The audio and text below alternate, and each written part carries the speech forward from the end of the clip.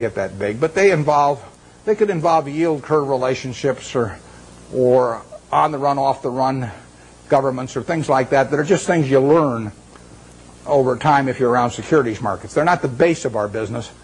Probably on average, they've accounted for a half a percentage point of our return a year, or 3/4 of a percentage point a year of our return. They're little pluses that you get for actually having just been around a long time and learning a little bit about it. First arbitrage, not the first arbitrage I did, but one of the first arbitrages I did, involved a company where they were offering cocoa beans in exchange for their stock. That was in 1955. And I bought the stock, turned in the stock, got warehouse certificates for cocoa beans, and they happened to be a different type. They were trading in the New York Cocoa Exchange, but there was a basis differential in my favor, and I sold them. I mean, that's just something that I was around at the time, so I learned about.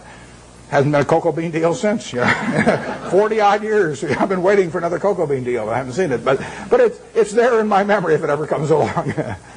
And that long-term capital is that on a big scale. Yep.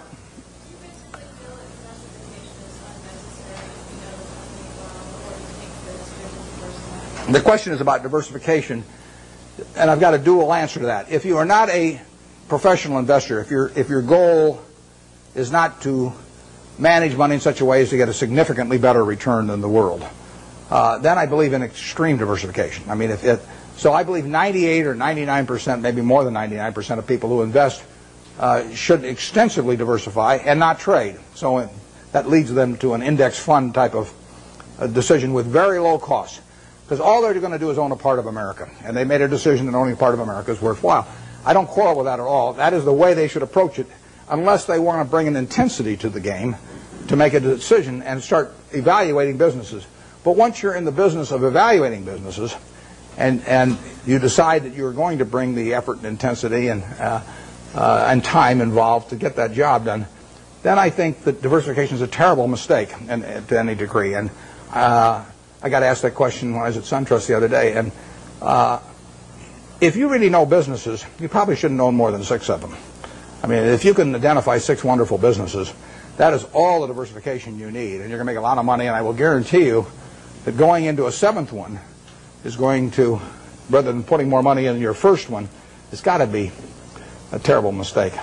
Very few people have gotten rich on their 7th best idea, but a lot of people have gotten rich on their best idea. So I would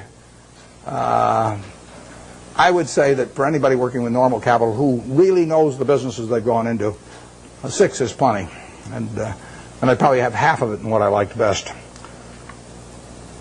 I don't diversify personally. I mean, and all the people I know that have done well, with the exception, we mentioned Walter Schloss here earlier. Walter diversifies a lot. He owns a little of everything.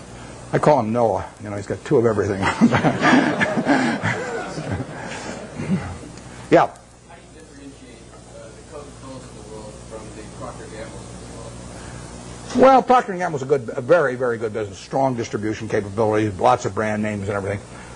But if you ask me, if I'm going to go away for 20 years, to put all my family's net worth in one business, but I'd rather have Procter & Gamble or Coke. Actually, Procter & Gamble's a little more, it'd be more diversified among product line, but I would feel sure of Coke than Procter & Gamble. I wouldn't be unhappy if somebody told me I had to own Procter & Gamble during that 20-year period. I mean, that would be in my top 5% because they are not going to get killed. But I would feel better about the unit growth and the pricing power of a Coke over 20 or 30 years than I would about a Procter & Gamble. Right now, the pricing power might be tough, but you think of a billion servings a day, an extra penny, $10 million a day, We own 8% of it. That's $800,000 a day for Berkshire Hathaway. You get another penny out of the stuff. Doesn't seem impossible, does it? I mean, it's worth another penny. It doesn't. Right now, it'd be a mistake to try and get it in most markets. But over time, Coke will make more per serving than it does now. 20 years from now, I'll guarantee it'll make more per serving. They'll be selling a whole lot more servings. I don't know how many. I don't know how much more, but I know that. P&G's main products, I don't think they have the kind of dominance. And they don't have the kind of unit growth, but they're good businesses. I would not be unhappy if you told me that I had to put my family's net worth in P&G and that was the only stock I could own. I would, I might prefer some other names, but there aren't 100 other names I would prefer.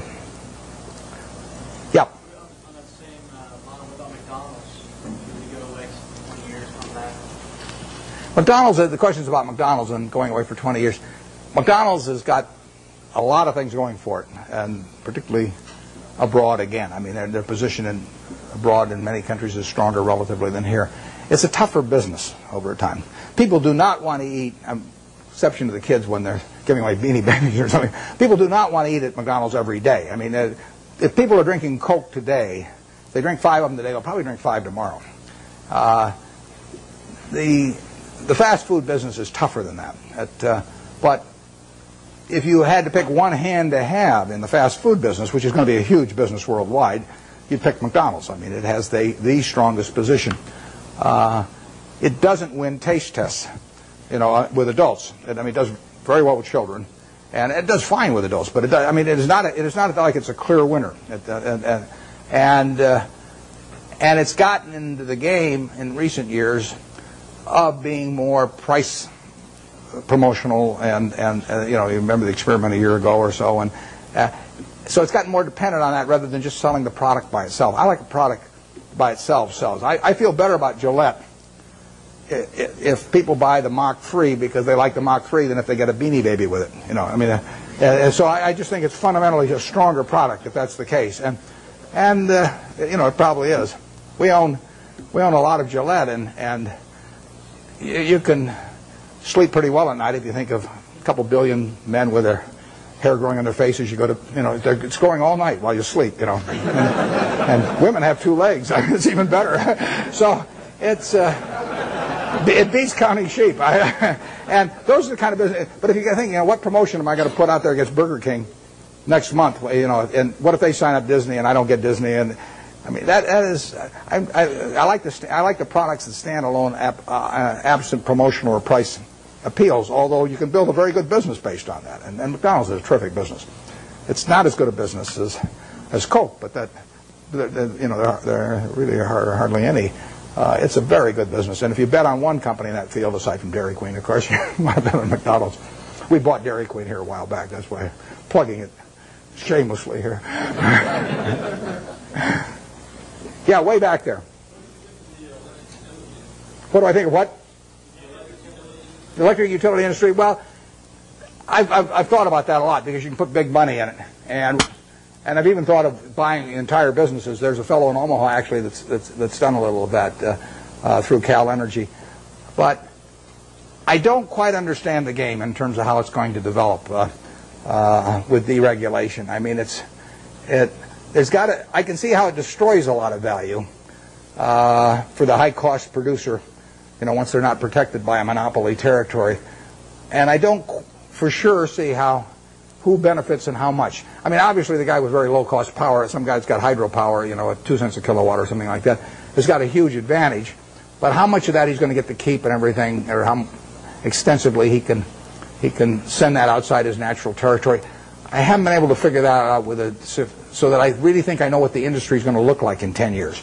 But it is something I think about, and if I ever develop any insights, that call for action, I'll develop. I will act on it. But because I think I can understand the attractiveness of the product, and it's all of that, all of the aspects of certainty, of user need, and the fact that it's a bargain and all of that. I understand. I just don't understand who's going to make the money in it 10 years from now, and that keeps me away.